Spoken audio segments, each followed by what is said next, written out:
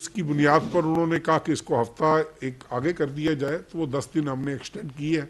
और इंशाअल्लाह ताला उस जनरल कौंसिल की मीटिंग में आपको इस बात का अंदाज़ा भी हो जाएगा कि चारों सूबों की नुमाइंदगी होगी उसमें। और ये पहली दफ़ा हमने देखा पाकिस्तान की तारीख में कि किसी सियासी जमात का फैसला एक इतने भोंडे अंदाज में किया जा रहा है कि लाहौर शहर के गिरदोनवा के 2-3 ज़िलों के लोगों को इकट्ठा करके और उसमें अनाउंसमेंट की जा रही है कि ये सदर कौन होगा, सेक्रेटरी कौन होगा, फलां कौन होगा। तो इंशाअल्लाह ताला आइंदा जो हमारी जनरल कौंसिल की मीटिंग होगी उसमें हम ये अपनी स्ट्रेंथ भी ऑटोमेटिकली शो हो जाएगी और आपको अंदाज़ा भी हो जाएगा कि चौधरी शुजात साहब की कितनी फॉलोइंग है और कितने संजीदा एलिमेंट जो है पाकिस्तान मुस्लिम लीग का वो चौधरी शुजात हुसैन साहब के साथ है। और इंशाअल्लाह ताला हमें उम्मीद है कि इलेक्शन कमीशन जल्द अज जल्द फैसला करके जो उन्होंने रिजर्व किया हुआ है इस सारे सस्पेंस को ख़त्म हो जाएगा, ये सारा सस्पेंस, और उसके बाद ये बात क्लियर हो जाएगी जो ये। और इसके हमें पता है कि ये सारा ड्रामा क्यों हो रहा है, हमें इस बात का भी पता है, लेकिन वक्त आने पर हम इसको जाहिर कर देंगे कि ये ड्रामा क्यों हुआ है, किस लिए हुआ है और इसके पीछे उनका फ़ायदा क्या है। आप थोड़ा सा ये सोचें कि ये वो टोला है जो आज से हफ्ता पहले या 10 दिन पहले बाज़ाब्ता तौर पर पीटीआई में जम होने जा रहा था, अगर आप सब लोगों की वो खबरें नज़र से गुजरी हो। और जब हमने नोटिस इशू किए, हमें कोई इतराज़ नहीं है, चौधरी परवेज़ इलाही साहब जिस पार्टी में मर्जी जाएं, क्योंकि इस वक्त ना वो एमपी हैं, ना वो एमएनए है, ना उनके पास कोई ओहदा है, लेकिन ये उनकी रुकनियत मुअत्तल की चौधरी शुजात हुसैन साहब ने। और जो एमएनएज और सेनेटर्स थे उनको नोटिस मैंने जारी किया कि ये सीटें आपके पास पार्टी की अमानत हैं, आपने अगर जिस पार्टी में भी जाना है आप इन सीटों से मुस्ताफ़ी होकर भले चले जाएं, हमें उस पर कोई इतराज़ नहीं है। और उसके बाद उन्होंने इस फैसले को तर्क किया और आज ये दूसरा ड्रामा कर दिया कि हम इमरान खान के शाना बिशाना आइंदा इलेक्शन लड़ेंगे। जम होते होते शाना बिशाना पे आगे, बल्कि उसी दिन इन्होंने बयान दे दिया था कि हमें मज़ीद मशावरत की ज़रूरत है। हमारे एमपीएस ने हमें कहा कि जी हमें अपने हलकों में वापस जाने दें और हम जाकर अपने हलकों में अवाम से रब्ता करके और फिर ये फैसला करेंगे।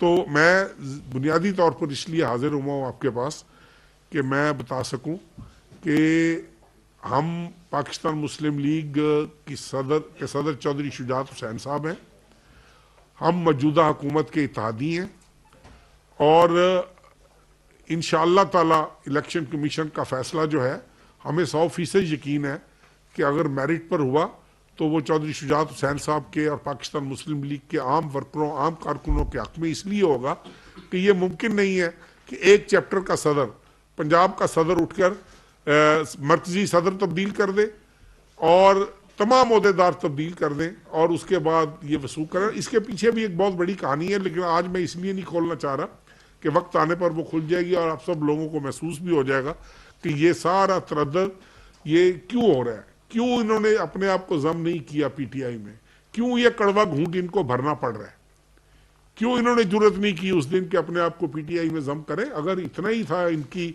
फरेफ्ता हुए थे ये पीटीआई की सियासत पर और इमरान खान की सियासत पर, तो उस दिन ये इससे बेहतर कोई चांस नहीं था।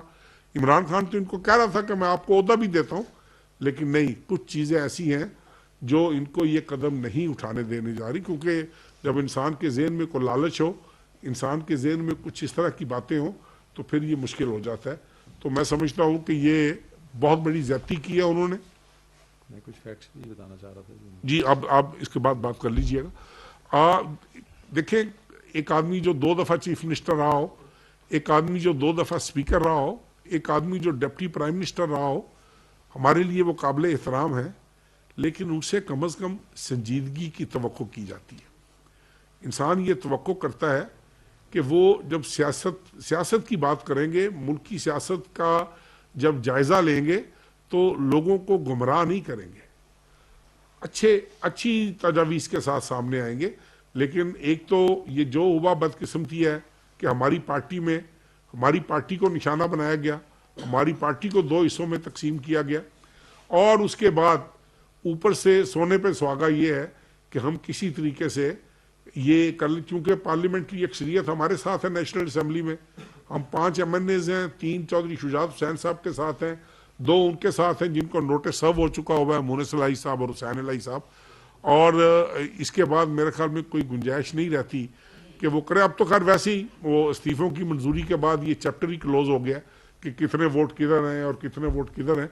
लेकिन बुनियादी तौर पर मैं सिर्फ इसलिए आनन फानन मुझे हाजिरी देनी पड़ी, आपको तकलीफ देनी पड़ी कि हम इसकी पुरजोर मजम्मत करते हैं।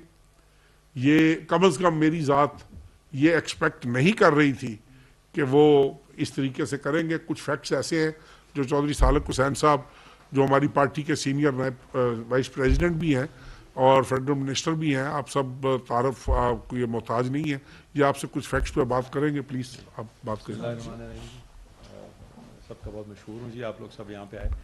मतलब मैं मीडिया पे भी देख रहा था कि जी चौधरी शुजात साहब को रिमूव कर दिया गया है, तो इसमें आप ये वही इकदाम किया है जो उन्होंने 28 जुलाई को किया था, अगर आपको याद हो। तब भी इसी तरह ही इन्होंने एक नाम नेहाद इजलास बुलाया पंजाब में और उसमें अनाउंस किया कि जी ये जनरल काउंसिल या सेंट्रल वर्किंग कमेटी का इजलास है और इसमें हमने फ़ैसला कर लिया। तो 28 जुलाई के बाद फिर इलेक्शन कमीशन में ये केस चला गया। तो इसलिए मैं सब मीडिया के दोस्तों को भी कहूँगा कि इस फैक्ट को ज़रूर चेक कर लें कि ये सिर्फ इन्होंने ख़बर बनाने के लिए कि हमने चौधरी शुजात साहब को रिमूव कर दी है तो वो ख़बर चल पड़ी है, लेकिन इन रियलिटी ये कर भी नहीं सकते। और अगर इन्होंने जनरल काउंसिल का इजलास बुलाना है तो उसका तरीकाकार होता है, वो ये होता है कि आप 10 दिन पहले नोटिस जारी करते हैं सारे मेम्बरान को। वो भी नहीं किया। आज सुबह इन्होंने लोगों को बुला के और 4 या 5 खाली सफ़ों पे सबसे दस्तखत करवाए और उसके बाद फिर मीडिया को बुलाया। उसके बाद कल इन्होंने अपने MPs को बोला कि तुम अपने अपने हलकों से 20-20 लोग ले आओ और हम यही शो करेंगे कि हम ये जनरल काउंसिल का इजलास बुला रहे हैं। बल्कि आज MPA भी पूरे नहीं आए इनके इस आज वाले इजलास में। तो ये सारे वो फैक्ट्स हैं, मतलब TV पे तो चल रहा है चौधरी शुजात साहब को रिमूव कर दिया। ये एग्जैक्टली 28 जुलाई वाला इकदाम इन्होंने दोबारा किया, जिसकी वजह से हम सब इलेक्शन कमीशन में गए। वहाँ पे इनके वकीलों ने, हमारे वकीलों ने, दोनों ने बहस की और इलेक्शन कमीशन ने फैसला महफूज कर लिया। तो इसलिए आप ये सवाल इनसे भी ज़रूर उठाएं कि जी आपने प्रोसीजर फॉलो किया था जनरल काउंसिल बुलाने का, और ये लोग कौन थे जो उस इजलास में आए थे। इनसे इलेक्शन कमीशन में यही सवाल किया गया कि भाई आप उन लोगों के नाम तो दें जो आप कह रहे हैं CWC के मेम्बरान हैं। तो ये सिर्फ एक तरह से धोखा दिया जा रहा है। अब पता नहीं इसके पीछे मकासद क्या है। यहाँ तो खान साहब ने इनको कहा होगा कि जी आप पहले पार्टी तो संभालें, आप सीट एडजस्टमेंट की बात कर रहे हैं, 30 सीटें मांग रहे हैं, 25 सीटें मांग रहे हैं, आप उस पोजीशन में नहीं है कि आप अपनी जमात की तरफ से फैसला कर सकें। तो ये सारा कुछ इन्होंने जल्दबाजी में किया है और मैं ख्याल और ऑप्शन कोई नज़र आ नहीं रही थी इनको, तो इसी वजह से ही किया। तो अभी कानूनी तौर पे, आइनी तौर पे चौधरी शुजात साहब ही सदर हैं जमात के, और ये जो कल ओहदे बांटते रहे आज सारा दिन, तो उसका कोई फ़र्क नहीं पड़ता। और इन्होंने कल का ये प्रोग्राम बनाया हुआ है कि जी कल हम एक नाम नेहाद इलेक्शन शो करेंगे जमात का हुआ है, जिसमें परवेज़ इलाही साहब को पार्टी का सदर बनाया जा रहा है और सेक्रेटरी जनरल मुनिस इलाही साहब को बनाया जा रहा है। ये कल का प्लान है इनका।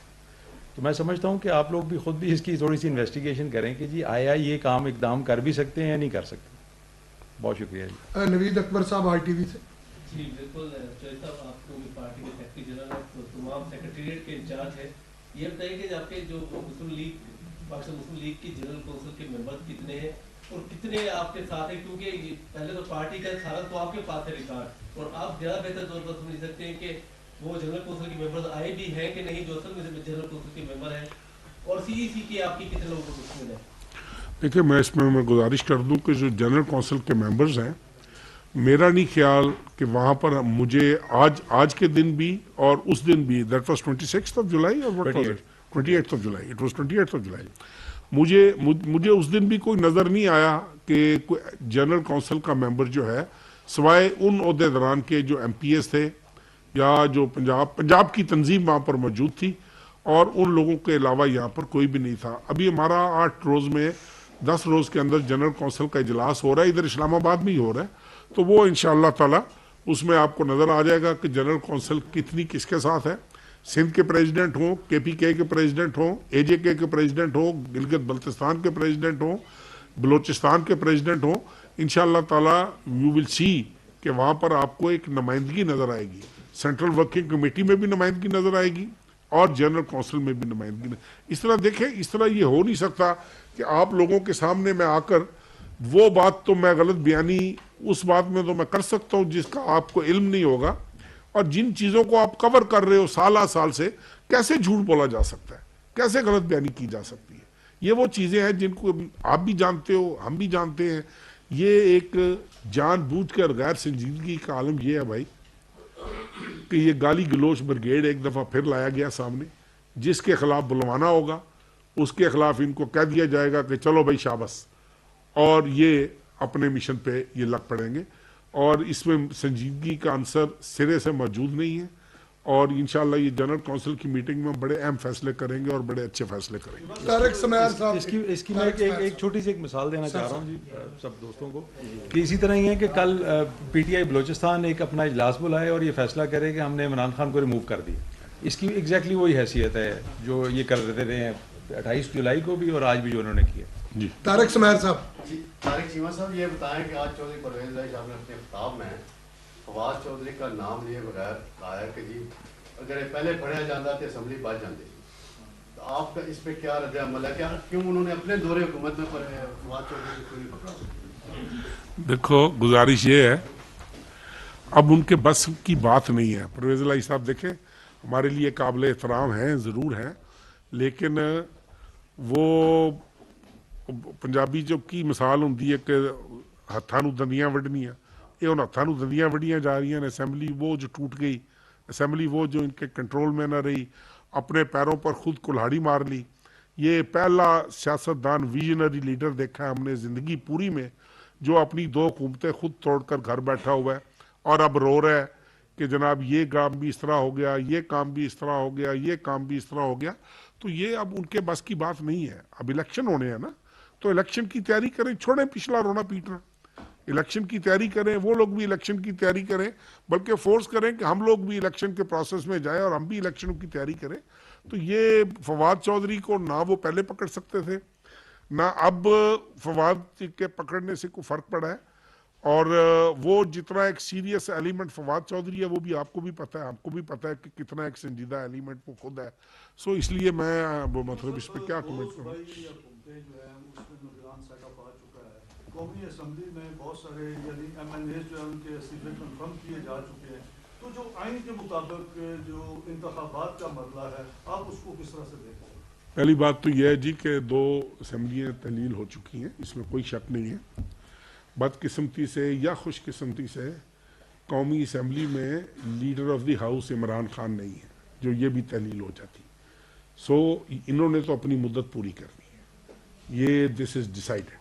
ये इसमें कतन कोई अबाम नहीं होना चाहिए, ये मुद्दत पूरी होनी है।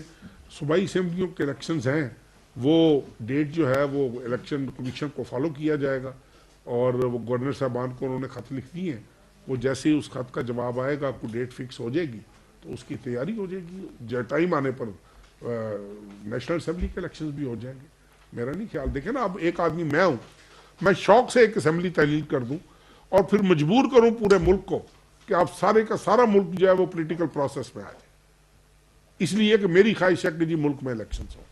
It is practically not possible. ये ख्वाहिश तो हो सकती है लेकिन ये इस तरह हो नहीं सकता। जिस तरीके नहीं, इलेक्शन वक्त पर होंगे, उनकी ख्वाहिश पर बेवक्त नहीं होंगे। तारिक अजीज साहब दुनिया से ये बताया जो 10 MP आपके हैं, उनमें से कुछ आपके साथ रास्ते में वापस आना चाहते हैं, इसका जवाब मैं दे दूं? है, बिल्कुल है, इसमें कतन कोई शक वाली बात, इसमें से कतन कोई शक वाली बात नहीं है। लेकिन कल तक हमें ज़रूरत थी, कल तक हमें ज़रूरत थी उन MPs की। हमारी ख्वाहिश थी कि वो MPs हमारे साथ हों, लेकिन अल्लाह भला करे इस विजनरी लीडर का कि इसने बहुत सारों के काम आसान कर दिए। उन MPs का काम तो जितना आसान हुआ होगा कि नहीं हुआ होगा, हमारा बहरहाल बहुत आसान हो गया। सो इसलिए नाउ वी विल सी, एक वजन करेंगे ना हम कि किस हल्के में किसकी ज़रूरत है किसकी नहीं है, वो अकॉर्डिंगली हम उसका फैसला करेंगे। इसलिए कि अब तो वो MPA नहीं रहे ना जी। असलम खोकर साहब, अभी आपने कहा कि उन्होंने असेंबली तोड़ी और उनको इलेक्शन में जाना चाहिए और हमें भी फोर्स करेंगे, हम भी तैयारी करें। क्या ऐसा कोई जैसे चैन गोइयां हो रही है कि जी एक्सटेंड होगी असेंबली, इलेक्शंस नहीं कराएंगे, कोई ऐसी हुकूमत है कि इस तरह का कोई मेरे और है कुछ चीज आपके लिए यार फोर्स करे आपको? मेरे भाई देखे, हमें किस तरह उन्होंने फोर्स करना है। फोर्स किया जाता है अखलाकी तौर पर, फोर्स किया जाता है। हम तो खुद तैयार हैं कि आओ भाई, आपने इलेक्शन प्रोसेस का, आपने 2 असेंबलियां तहलील की हैं, आए आप इलेक्शन लड़ें। अगर इसमें मुझे नहीं समझ लग रही कि इसमें गवर्नमेंट का क्या कसूर है। गवर्नमेंट ने कब कहा है कि हमने इलेक्शन नहीं करवाना? हम तो ये चाह रहे हैं कि सूबाई असेंबलियों के इलेक्शन ये करवाना चाह रहे हैं। हाँ, अगर इलेक्शन कमीशन को कोई इशू है, अगर इलेक्शन कमीशन कहता है कि हम तैयार नहीं हैं, अगर कोई और इस तरह की मुसीबत आन पड़ती है, कोई और मुश्किल आन पड़ती है, तो उसमें भाई हमारा तो कोई कसूर नहीं। हम तो तैयार हैं। मैं ज़ाती तौर पर बता रहा हूँ, मैंने तो अपने हल्के में, अपने ज़िले में, हमने तो इलेक्शन की सोच विचार तैयारी हल्की फुल्की शुरू भी कर दी है। सो इसलिए हमें तो इसमें कोई अभाव नहीं है, कोई शिक नहीं है इस तरह की बात। Thank you sir. ठीक है जी जी। अच्छा शहजाद जो सूबाई इलेक्शन होंगे जो पंजाब में, उसमें जो सीटें होंगी वो चौधरी शुजात हुसैन सेलेक्ट करेंगे या चौधरी परवेज इलाही अपना कैंडिडेट सेलेक्ट करेंगे? तो किसकी सीटें? जो सूबाई इलेक्शन प्रोविंशियल इलेक्शंस के वो चौधरी शुजात साहब सेलेक्ट करेंगे जी। तो अगर परवेज इलाही अपने ले आते हैं कि जी काफ लीग की जगह इनके नहीं, देखो, काफ लीग की जगह पे वो ला नहीं सकते। जब इलेक्शन कमीशन का फैसला अनाउंस हो जाएगा तो एक फरीक ने तो घर बैठना है ना। तो आप इसका वजन कर लें कि किस फरीक के पलड़े में क्या होगा, कौन सा फरीक राइट पे है, कौन सा गलत तरीके रास्ते पे है। तो इंशाअल्लाह ताला अल्लाह खैर करेगा, अल्लाह ताला बेहतरी करेगा।